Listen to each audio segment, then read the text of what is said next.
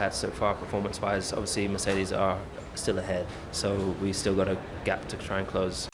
Hold on, before you write off Lewis Hamilton, you need to hear this. The man who won more races than any driver in Formula One history is currently being outscored by a teenager, watching his old team dominate from the front and driving a Ferrari that even he admits does not feel right yet.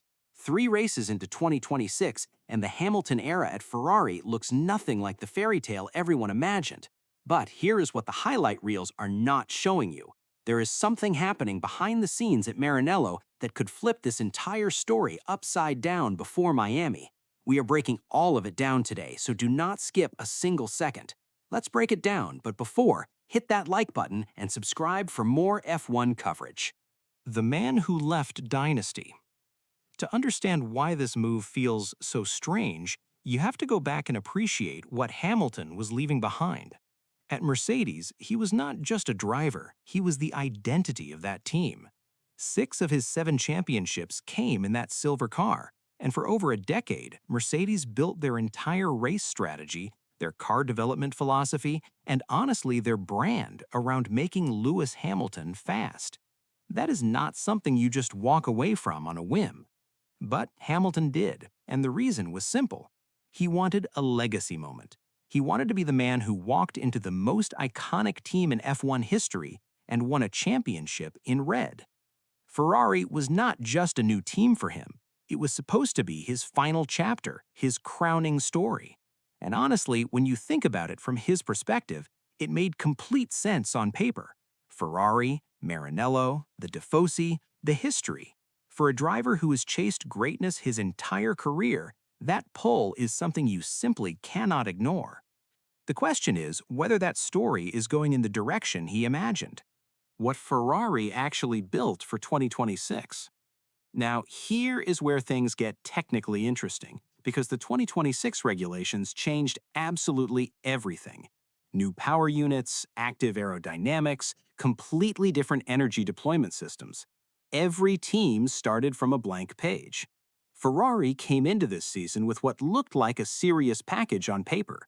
Their power unit is competitive, their chassis philosophy has shifted, and on raw pace and qualifying trim, they have shown genuine speed. But here is the problem. Ferrari's car right now is inconsistent. It performs brilliantly on some corners and completely falls apart on others. And that inconsistency is something Hamilton has openly mentioned inside the paddock. The specific issue is the way the car behaves on corner entry. It gives Hamilton very little confidence under trail braking, which is actually one of the most important parts of his driving style. He needs a car that responds predictably when he is loading the front axle into a corner, and right now Ferrari is not giving him that. For a driver who spent years in a car that was surgically precise, jumping into something unpredictable mid-career is a genuinely difficult adjustment. And the data from the opening 3 races shows exactly that. 3 races, 3 hard truths.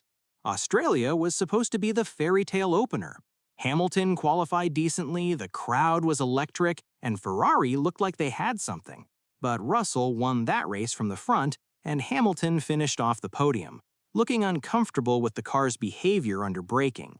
Then came China, and this one stung Antonelli. A teenager in his first full F1 season won the race, while Hamilton struggled to hold position in the top 5. Japan was more of the same story. Ferrari showed flashes of real pace, but Hamilton could not string together a complete race weekend, and Leclerc actually outperformed him across the full Suzuka weekend. What makes this even harder to watch is that Leclerc, his own teammate, is extracting more from the same car, and that internal comparison is the one that will be sitting in Hamilton's head during this entire April break. 3 races in, Hamilton has 0 wins, 0 podiums, and a car that he is clearly still trying to decode. That is not what the script was supposed to look like.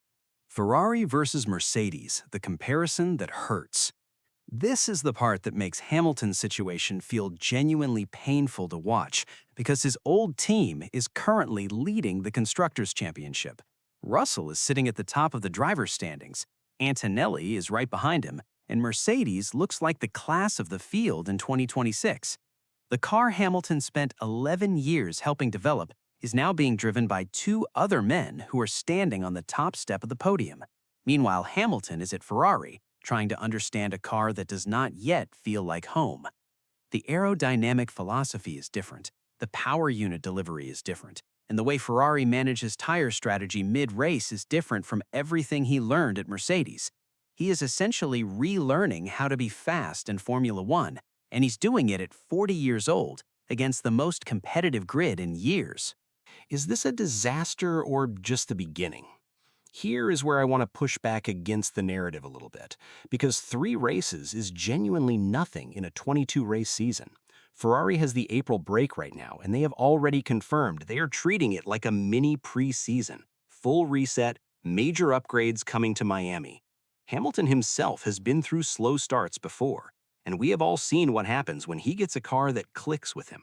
Remember 2017 and 2018, when Ferrari actually had a car capable of fighting Mercedes and Vettel pushed Hamilton to the absolute limit? Ferrari knows how to build a race-winning car. The question is whether they can do it fast enough in this new regulations era before the season runs away from them. The real question is not whether he can win, because he absolutely can. The real question is whether Ferrari can build him the consistent car he needs before this season slips away. If Miami brings a stronger package and Hamilton starts feeling the car beneath him, this story changes completely.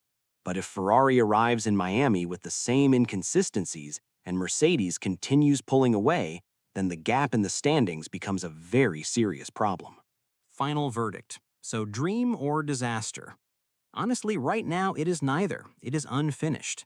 Hamilton made the move for legacy, Ferrari made the promise of a championship-winning car, and 2026 has started with both sides still figuring things out. My personal opinion is that this season is a write-off for Hamilton in terms of the championship, but it is not a write-off for the partnership.